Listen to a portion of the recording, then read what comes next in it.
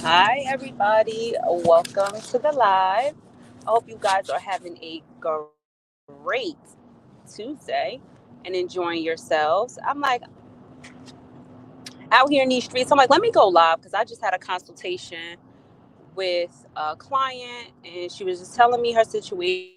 It's something we've been working on now for a couple of months. And I was like, hey, do you mind if I kind of like talk about what it is that you're going through? Obviously, not giving your information, but just to kind of benefit other women. Because I always feel like, when you share information like this, it can help other people. So I really want to share this with my audience because I do think it could help other people. So I'm so happy she gave me permission to go ahead and share it, obviously, while keeping her anonymous. So I want to set the scene. If you saw the title is How Men Escape Marriage and Prey on a Woman's Hope. That's the title of the live, and I'm going to set the background. So this particular client has been with her boyfriend now for 8 years. They have 2 kids, and he's a serial cheater. He's a serial cheater, and she's a serial loyalist, for lack of better words. Meaning, like, she hasn't ever stepped out on him. Like, she's flirted with other dudes, and she's like, had other dudes text her phone and stuff like that just for like retaliation purposes. But as far as like all out, flat out cheating, she has not done any of that behavior. She's super loyal. Meanwhile, he's a serial cheater. Um, and so she's trying to figure out if she should stay in this relationship. And I was asking her, I'm like, well, can you give me the reasons why you want to continue in this toxic relationship that isn't leading to marriage, because she really wants to get married. And he's kind of like, I mean, eventually I will.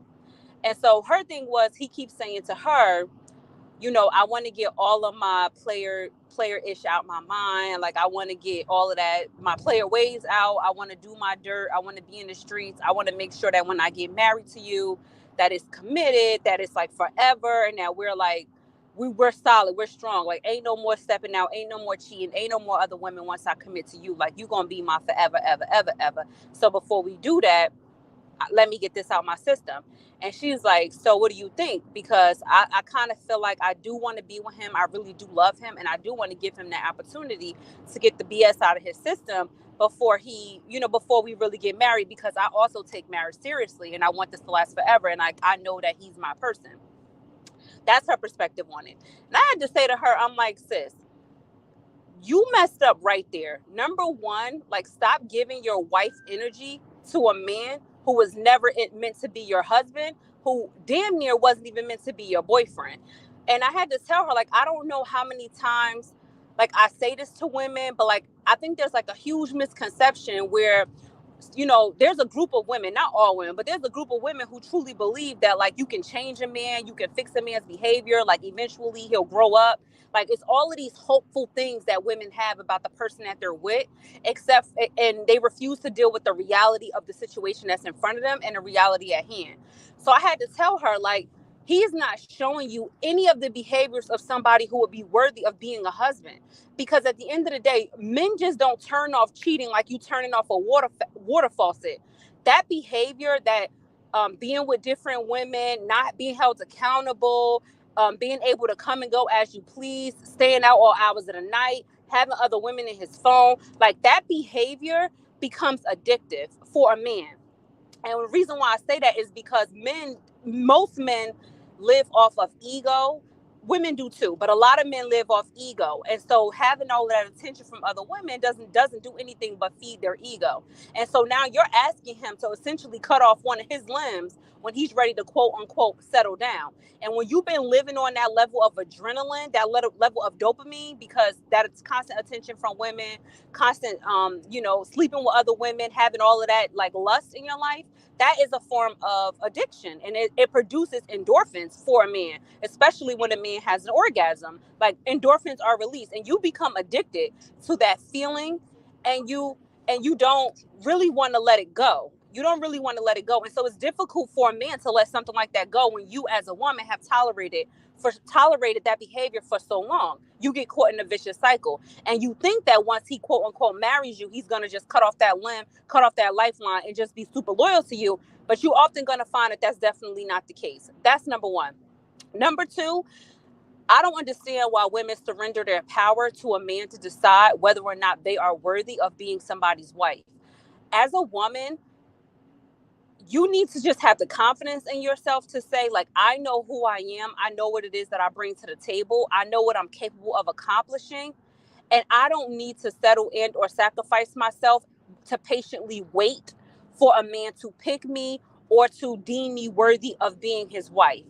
And that's another thing that I encourage women to do is, like, at what point do you find your own, self-esteem, like your own sense of purpose and dignity and of womanhood to say, you know what, like, I bring so much to the table.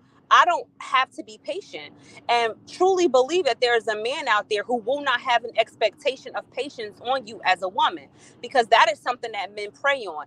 Men prey on those natural maternal instincts that a woman has. And most notably, it's her patience, it's her ability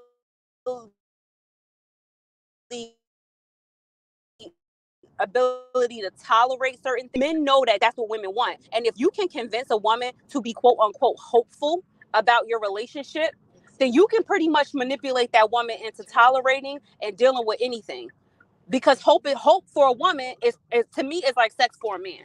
Like, it's like that same level of addiction. Like, I'm addicted to what could be. I'm addicted to how things are going to change. I'm addicted to the future, right? Like, women are hopeful. That's why they say women are visionaries. Women have psychic powers because women live in like hope, right? And so it's the equivalent of dopamine for a man. So if you as a woman are living in hope and you're holding on to that, a man can use that against you in a very manipulative way, and ultimately string you along with the hope and promise of nothing in return. Or he will ultimately marry you, but you'll ultimately find that what you ended up with was a gag gift, not anything real, not anything tangible, not anything meaningful, just a gag gift. Like, damn, I done waited all of this time, I done held on to all of this, and this man ain't even turned out to be the man that I thought that he was going to be. And if you as a woman, feel like you bring so much to the table, you bring so much to the table, why are you allowing yourself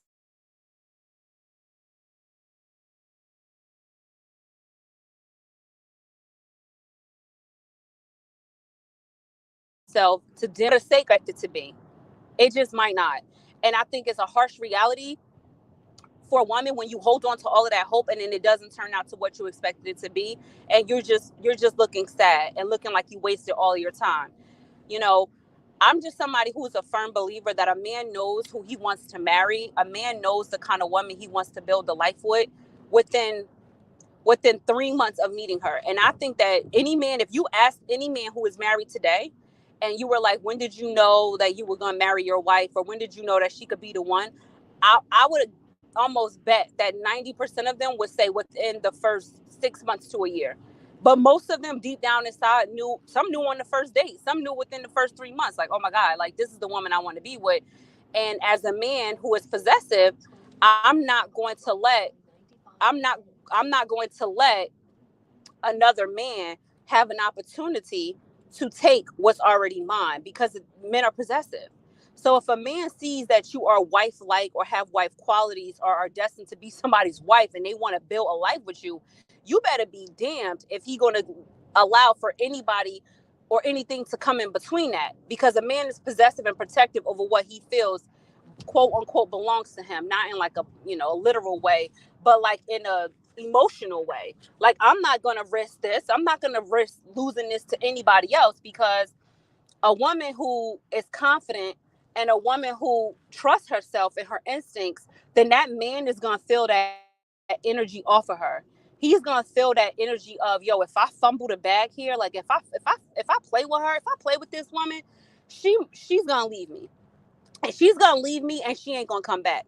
And if a man feels that you'll really leave him and that there's a chance that you really might not come back and he really wants to be with you, he's not gonna risk it by any means necessary. So I had to tell her, here you are, years in, kids in, and you still waiting on him to figure it out and get his crap together. what's in it for you? Like, I really had to ask her, like, sis, what's in it for you? Like, what are you going to gain at the end of this? She's like, oh, well, I feel like I put in all this work. Like, I feel like I deserve it. And it's just like, well, what you're showing that you deserve is to be constantly belittled, mistreated, and used. That's what you're showing you deserve. You're not showing any qualities, anything that says I deserve to be somebody's wife. Because a woman who wants to be somebody's wife is going to act like a wife. And a wife is going to put her husband in the same kind of check that he will put her in if she was out here acting a fool and looking crazy in the streets. And that is to say, oh, you got me messed up. I'm not waiting around. Like, I'm not waiting around. Once a man builds a family with a woman, once he dropped that one load in you and he decided y'all was going to be together. I'm not talking about people who, you have kids out of wedlock and then y'all break up and they just your baby daddy and it's just drama. I'm not talking about those situations. I'm talking about situations where a man will drop a whole load in you, have a whole baby with you, still want to be your boyfriend, still want to shack up with you, but don't want to marry you and build something that can really be protected and covered under God. It's like, what are we doing here? Because we already have children and we're still together. Like, what are we doing? What kind of games are we playing? And that's why I talked about in one of my other lives, reproductive abuse. If anybody's commenting in the chat and I'm not responding, it's because I'm driving. So I can't text and drive. But I wanted to just talk about this. So, yeah, if I see the comments after, I'll respond to you on like the message board. But yeah, and that's why I talked about in one of my other lives, reproductive abuse, and how men trap women with kids the same way women can trap men with kids. Like, I talked about it from both sides, but it's very true. Like, a man could say, you might not be the woman that I want to marry, but you are the woman I know that I could depend upon to take care of me if shit really get bad. You're the woman I could depend upon to help me put money in my pocket. You're the woman I could depend upon to put up with my bullshit when a regular woman won't. You're the woman I could depend upon to carry all of my emotional baggage, right? And that emotional baggage is a man's self-sabotaging behavior, a man's lack of commitment, a man's trauma with his family. Like, you're the woman I could put all that on because I know you're going to continue to make room for me and my bullshit. You're going to make room for it. So you're the woman I could keep putting that on. You don't have any boundaries. You don't have a go, no go. You're like, oh, you know what I mean? Like, I just want to prove so bad that I'm a down ass B. I want to prove so bad that I stuck with him through it all. I want to prove so bad that I gave him 2 kids. I never fumbled. I never faltered. And I patiently waited, and then now I'm gonna get this gift at the end. But that's not what's gonna happen. In like most cases, obviously there's always exceptions to the rule, but in most cases, that man's gonna go out, and it may be by chance. He might meet another woman who just make him look at life completely differently. He may just look at her and be like, yo, this the one right here. And that's gonna be the woman that was like, you know what, I'm not with none of this. I'm not with none of this BS you on. I'm not with the late nights. I'm not with the other women. I'm not with the phone, the text in my phone. I'm not with the DMs. I'm not with none of this. Like, either A, I'm your woman and we in this together, or B, the first time I catch you slipping, I'm skeeting out of here. I'm out of here. Like, I'm not with it because I know my worth. I know what I bring to the table. But when you have 2 kids, it's hard. It's hard to be like, I'm out when you got 2 kids, because now you're like, oh, what about my family? What about this? What about that? But that is the generational burdens that, I hate to say it, but a lot of Black women carry this generational burden of not breaking up their home or breaking up their family for the sake of not breaking up their family. But if the family is already broken, then what are you really holding on to? You're creating an even worse situation for your kids. You're showing your children, I'm not going to say the gender for kids, but you're showing your children that it's okay and acceptable to tolerate this level of behavior. If you have boys, then you're basically telling your sons that a man doesn't need to honor his commitments. A man doesn't need to honor his responsibilities. A man doesn't need to be honorable to his family. A man doesn't need to protect, provide, and come home every night and eat meals as a family and work hard and show up and treat his wife like the queen that she is. A man doesn't need to respect the woman. That's what you're telling your sons if you got sons. And if you have daughters, you are telling your daughters, baby girl, you don't need boundaries. Baby girl, all you need is patience. All you need is patience and resilience to keep dealing with his bullshit. Like I talked about in my previous live, Yvette syndrome. Like, you're literally telling your daughters, I didn't go live. It was a video I made, like a little short. You're basically telling your daughter, like, I want you to be Yvette. I want you to be Yvette. I want you to go out and find a man who's not healed from his childhood trauma, who still live with his mama, who don't got a pot to piss in and a window to throw it out when you meet him. And I want you to weather the storm. I want you to just wait it out. Like, hold on. I want you to just hold on to this hope, baby girl, because I'm telling you, mama held on to the hope. And look, we finally got married. And then if you finally get married, or you're going to be looking at your daughters like, baby, I held on to the hope. I let Yvette syndrome get me. I held on to the hope, and lo and behold, your daddy ain't never married me. I done found him with Tawana. And he decided that he was going to marry Tawana and never marry me. And him and Tawana got engaged after 3 months. Like, I legitimately had a conversation with a client who was in a very, very toxic relationship with her significant other. She finally left him, and within 5 months, he done married a whole nother woman and is living with this woman within 5 months after dragging her through drama for years. And this is what I was trying to tell. Like, a man knows the type of woman he want to invest his commitment to, because a man knows that all he got is his time and his last name. Right? And I'm saying this if he ain't got no money. Like, if a man ain't got no money, all he got is his time and his last name. And most likely it's his last name that he gonna dangle as a carrot over women. Like, I'm dangling this last name over you. Like, I know you want this. Like, that's all I got is my time and my last name. And I'm you know, he gonna give that to a woman who's worth having it. He gonna give her his time, all of it, 100% dedication and commitment, and he gonna give her his last name. And if he got money, he gonna give her that too. But if he don't, he at least gonna give her his time and his last name. And that's the bare minimum that a man could bring to the table as a man, outside of like work ethic and being a good father and raising your kid, all that other stuff. But that's the bare minimum. Like, if a man won't give you his time or his last name, what are you even doing? Do you even have a man, or do you got a Jody? You got a little baby boy in your hands, right? Like, do you got a little baby boy in your hands? Little baby boy? Okay? Because it's the real deal out here. You gotta ask yourself. What kind of man do you really got on your hands? And then once you come to the conclusion of what it is that you have and what it is that you are willing to hold on to or put up with, then you can elevate your life. Then you can move forward. You could be happy. And I had to tell her, the power is in your hands. Take your power back. You so afraid of losing this man that you won't go ahead and win somebody who deserves you. Like, I just don't understand the mindset. You be like, oh, I'm so scared of losing, I forget to win. No, go win. And if it's your ego in the way of preventing you from letting this man go, like, it's your ego. It's you literally telling yourself that if he goes out and finds another woman and he commits to her and marries her, what does that say about me? What does that say about me? Like, where did I go wrong? Where did I falter? Where did I fumble? But that's you operating from your ego. I had to tell her, like, you're operating from your ego. You're not operating from your common goddamn sense, from your ego. Because any man who you can go out and tell your story to, like, yo, I spent the last, 8 years of my life with this guy. We got 2 kids. He never wanted to get married. I was patient with him. It never happened. So when I meet you, sir, and we on this second or third date, and I'm hitting you with the heavy hitter questions, I'm coming in throwing them bows with the questions, like, what's your long-term goals? I mean, like, and think like a man. I don't mean to be cliche, but when you start coming at this man with them hard-hitting, heavy-hitting questions, like, I'm not playing with you and I'm not about to waste another year of my life, then he gonna be like, oh, I know that she know her self-worth now. She got her boundaries. She got her mindset together. She's not about to play with me or the future of her children. And if I'm not coming correct, then I might as well just step. You're gonna be giving off different energy.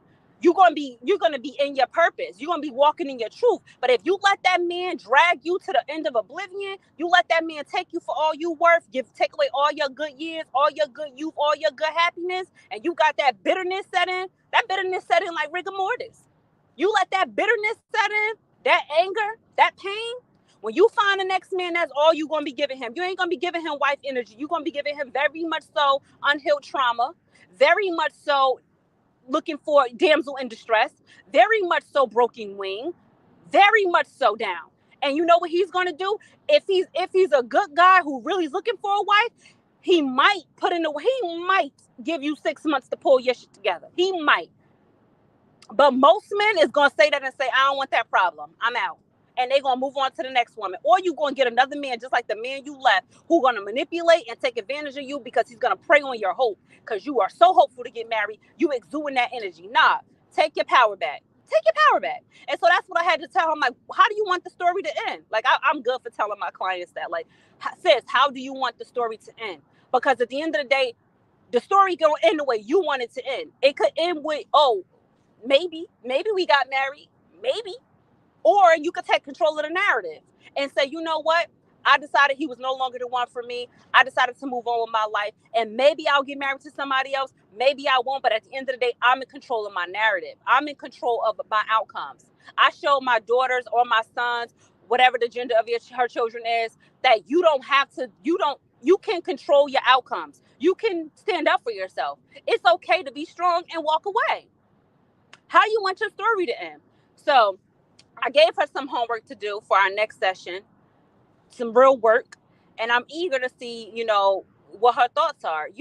I understand being in a long-term relationship is not easy. It's not easy to walk away. It's not easy to break those ties. It's really not, and I get it. But when you bring so much to the table as a woman, you're a successful, accomplished woman with your head on straight, with a good job, you take care of your kids, you got your own car, you make your own money. Like when you have a solid foundation as a woman, your mindset is the last thing you need to be giving away to somebody that don't deserve it. Because that once a man take that from you as a woman, he take your vision away, he take your hope away. It's hard to recover. It's real hard to recover. And I'm like, baby girl, you still got some hope in you. You are hopeful still. You gonna keep on waiting for this man. He gonna take the last little bit of hope you got left. And now all you gonna have is bitterness and resentment. You know that, what's that song? I'm just so full. What was that, Beyonce? Of resentment. You be full of resentment. And that resentment stinks. Don't nobody want to be around that. I'm just putting it out there for the folks. But yeah, guys, I'm driving, so I haven't been responding to the chat. What's your opinion on your significant other has a baby by someone and you stay with them? Oh my God. I made a lot of lives on my opinion on that. I personally, my own personal opinion, Tina Lachey, it's not for me.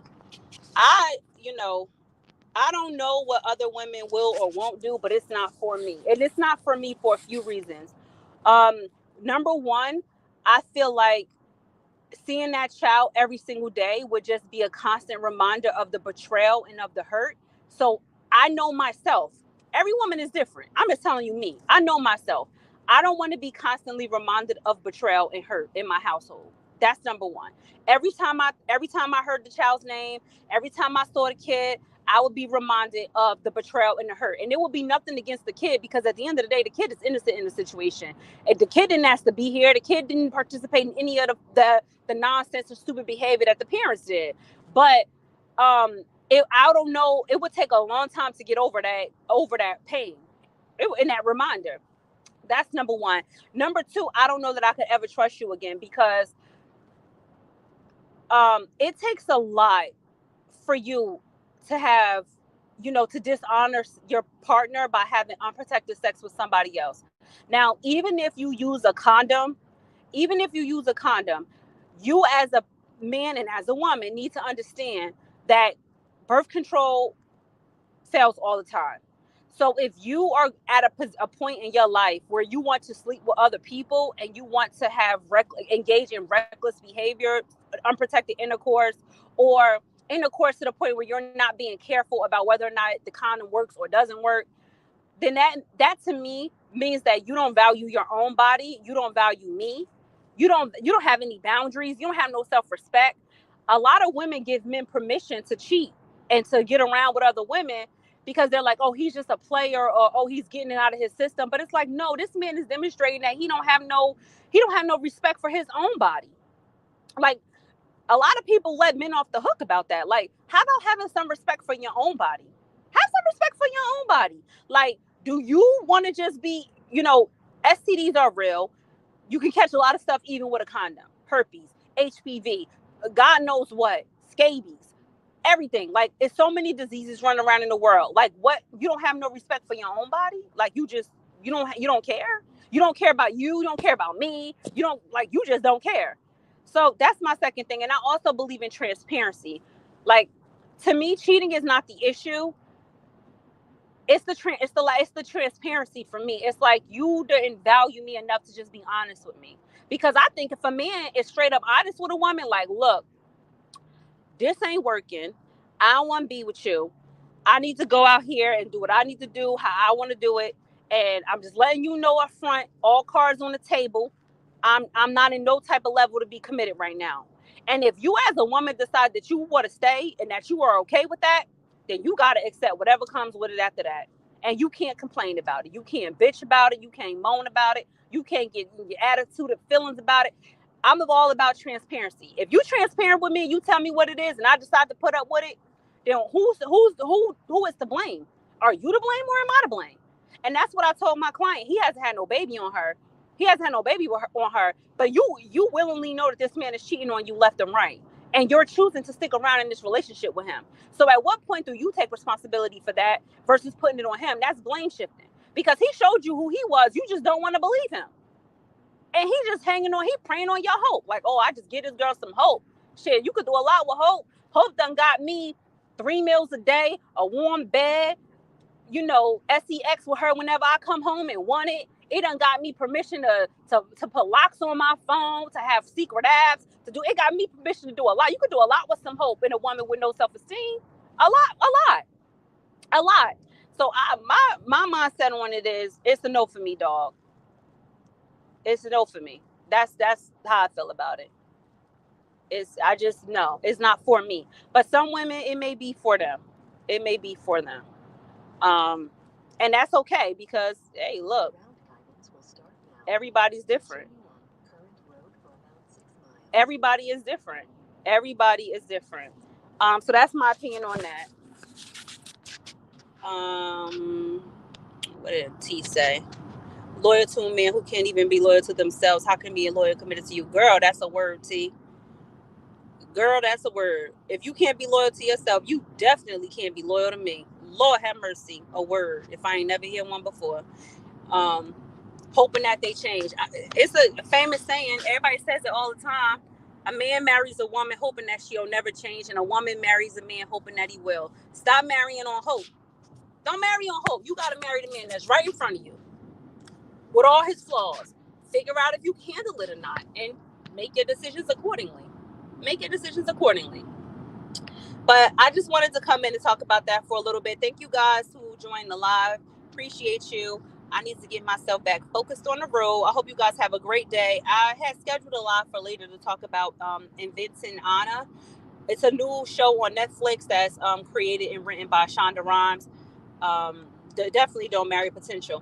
And so I wanted to talk about that later, because Anna, I found her to be a very interesting character in terms of manipulation. And you could just, I want to just kind of break down my thoughts on Anna and like how she moves and the people she takes advantage of, and why I think she was successful at manipulating the people around her.